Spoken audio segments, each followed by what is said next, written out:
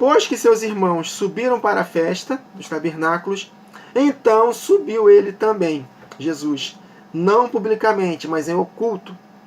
Verso 11. Ora, os judeus o procuravam na festa e perguntavam: onde ele está? Havia grande debate entre ele.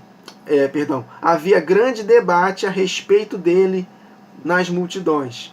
Olha qual era o debate. Uns diziam que Jesus é bom e outros diziam: não, antes ele engana o povo. Olha só, queridos, o que podemos tirar de lição aqui? Se o próprio Senhor Jesus, detentor da doutrina perfeita do Pai, sem pecado, Deus encarnado, as pessoas, uns achavam que Jesus era bom e outros achavam que ele enganava o povo, quanto mais nós, queridos, que somos seus discípulos, não somos nós maiores que o nosso mestre? Então, se ele não pôde agradar a todos, quem somos nós para querer agradar a todos? Queridos, esse sentimento de querer agradar a todos, de ser politicamente correto, esse sentimento não se encaixa para o Evangelho de Deus. Se quisermos de fato ensinar a palavra, nós não temos que nos preocupar em agradar as pessoas. Nós temos que nos preocupar em sermos fiéis ao que está escrito. Vocês conseguem compreender? Por exemplo, eu estou com esse canal no YouTube. Se eu tratar esse canal no YouTube como uma missão, um propósito de ter milhares de inscritos e ganhar dinheiro, fecho o canal, vou fazer outra coisa. Vou gravar sobre futebol, que vai me dar muito dinheiro. Porque se abrir um canal falando do Flamengo, por exemplo, eu vou, em 2, 3 anos, eu vou ter um canal gigante, vou ganhar muito dinheiro. Mas a proposta, queridos, não é ganhar dinheiro. Eu fico muito preocupado com irmãos que abrem canal. Eu falo isso com carinho, tá, meus irmãos? Eu tenho muita preocupação com irmãos que querem viver do dinheiro do YouTube para pregar o Evangelho. Não faça isso, queridos. Não dependa do YouTube para ganhar dinheiro. Tudo bem, tem irmãos que dependem do YouTube e têm ganhado dinheiro, mas é muito perigoso. Por quê? Porque nós temos que nos preocupar em gravar vídeos sensacionalistas, em vídeos para chamar a atenção, para poder ter visualização, porque eu sei disso, já constatei isso. Quando nós gravamos, por exemplo, acerca do Evangelho de João, exposição de uma epístola, de um salmo, né, um tema assim bem legal com relação a andarmos em santidade, poucas visualizações. Mas quando você fala do milênio, escatologia, aí se eu falar sobre Papa, sobre Illuminati, sobre política, olha a quantidade de visualizações que vai ter. Então é essa a condução? Não, queridos. O conselho que eu dou para os irmãos não é esse. Não dependa de um canal no YouTube para ganhar dinheiro, por favor. Se você está ensinando a palavra. Vai gravar sobre jogos, gamers, vai botar um monte de música aqui no canal, que vai ter muita visualização. Mas não dependa, queridos, de um canal do YouTube para poder ganhar dinheiro, por favor. Porque você não vai ser fiel à palavra, não vai ser. Amém, queridos? Não sei porque eu estou falando isso. Mas é isso. Eu estou dando apenas um exemplo. Nos ministérios, se você de fato se entregar à palavra de Deus, você vai ser perseguido. Se Deus te comissionou para ensinar a palavra e você tiver rabo preso com um ministério, por exemplo, o Espírito não vai te revelar verdades da palavra. Por quê? Porque você está preocupado em agradar. Você vai ser um covarde.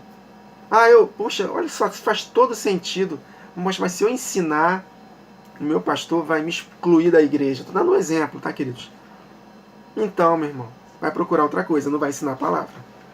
Se nós temos uma missão de ensinar a palavra e estivermos preocupados em agradar A ou B, estamos lascados, não vamos receber a iluminação da verdade.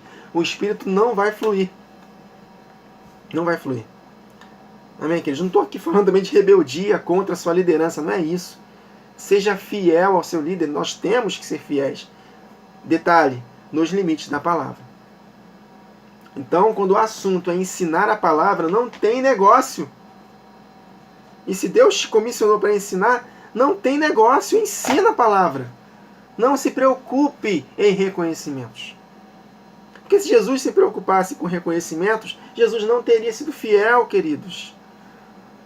Se o apóstolo Paulo se preocupasse em agradar a homens, ele não seria servo de Cristo. Nós temos que ser ousados.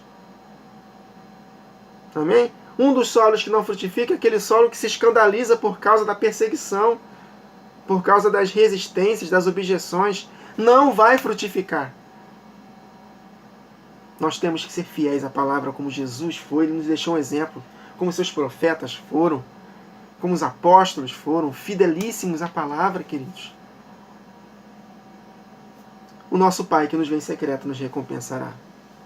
Amém? Não podemos esquecer desse detalhe. Não vivemos nós mesmos. Cristo vive em nós. Nós não somos donos do nosso próprio nariz.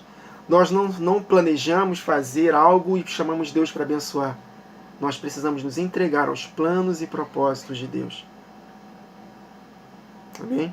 Muitos são os planos do homem, mas é do Senhor que vem a direção, a resposta. Não tem nada de errado você sonhar e planejar, mas temos que entregar tudo aos pés de Jesus. E Ele vai nos revelar qual é a vontade dEle. Amém, queridos?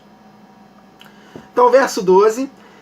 Uns diziam, ele é bom, outros ele engana o povo. Então, a palavra de Deus não é flexível, não é ecumênica, não é inclusiva, queridos. É inclusiva para quem responde o que está escrito. Então, não adianta querermos agradar a todos. Nós precisamos ser fiéis ao que está escrito. Aí ele continua. Entretanto, verso 13, ninguém falava dele abertamente, por medo dos judeus. Está vendo? Olha o espírito de intimidação. Ninguém falava de Jesus abertamente por medo.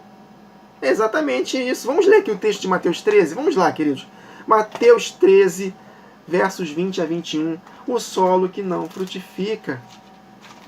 O solo que tem medo. Porque a palavra de Deus vai gerar perseguição. E se tivermos medo, o Espírito vai estancar o fluir da revelação. Mateus 13, versos 20 e 21. O que foi semeado em solo rochoso, esse é o que ouve a palavra e a recebe logo com alegria. Não é isso? A palavra de Deus na nossa boca é como mel. É uma alegria, é maravilhoso. Mas é o que? Amargo no nosso ventre, por causa dos efeitos da palavra.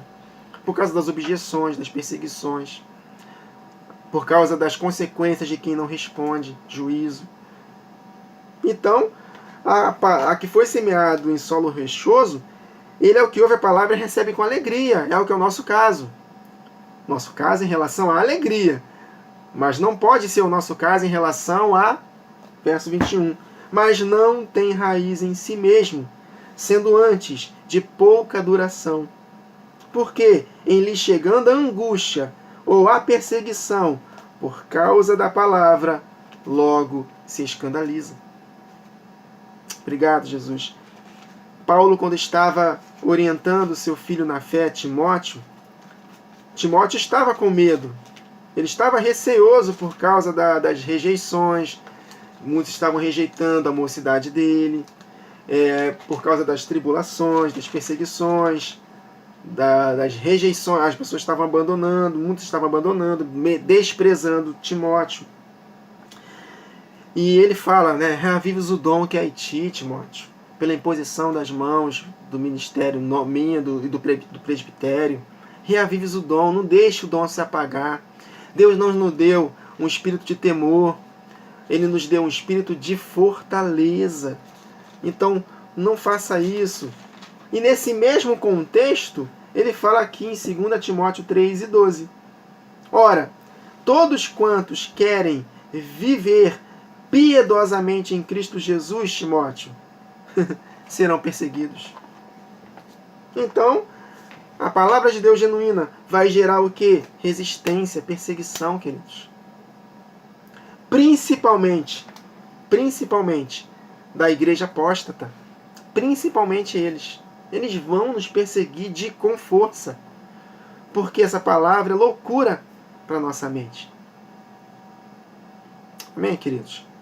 A palavra de Deus é o que está escrito.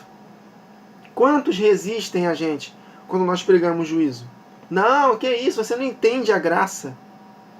Jesus não castiga, Deus não castiga, Ele é só amor, Ele só dá coisas boas, é mesmo?